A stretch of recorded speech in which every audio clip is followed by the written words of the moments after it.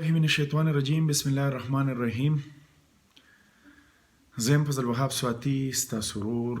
امید لرم چې تاسو به ښه خوشحاله به او د ژوند په مزو کې به د نوو ویزو په حواله باندې ډېر ملګري ټلیفونونه او میسیجونه کوي.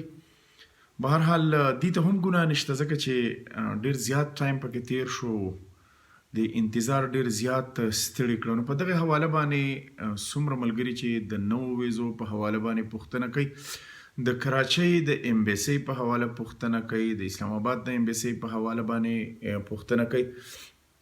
نو ما خو مخکې هم وینا کړې وه چې د کراچۍ په ایمبیسۍ کې څوک د چا په پاسپورټ ویزه لګېدلي او کپلي ټلیفونو کې نو هغه هر کله لګي، نن هم لګي، سبا هم لګي. او د اسلام آباد په حواله باندې دغه ویزې خو تاسو ته پته ده چې د هغې کار د مخکې نه سټارټ و، خو د نوو ویزو نه کوم چې پاسپورټونو باندې لګېدلي د هغه ویزو خبره کومه. اوس انشاءالله نوې خبر ستاسو دپاره دا دی چې انشاءالله د 30 تاریخه پورې ممکنه ده، متوقع چې د کراچۍ ایمبیسي سره د اسلام آباد د ایمبیسۍ په نوو ویزو باندې کار شروع کی.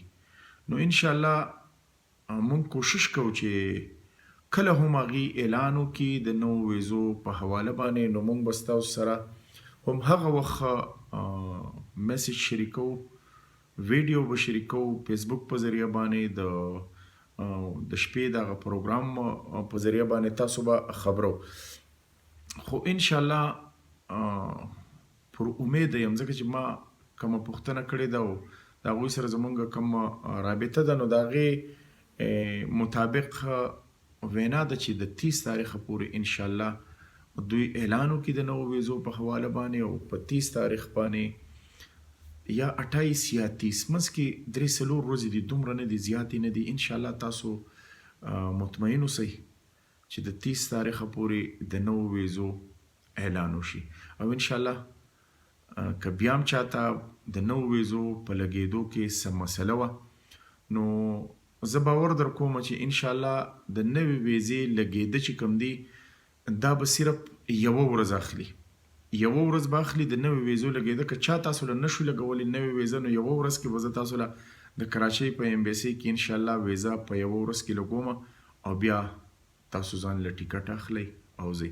نو دغه نوې صورتحال و، ځکه چې ټلیفونونه ډېر زیات راځي، نو مایل چې د میسیج په ذریعه باندې تاسو خبر کوم او تاسو ته پیغام در ورسوم. ما له اجازت راکئ. د الله په امان.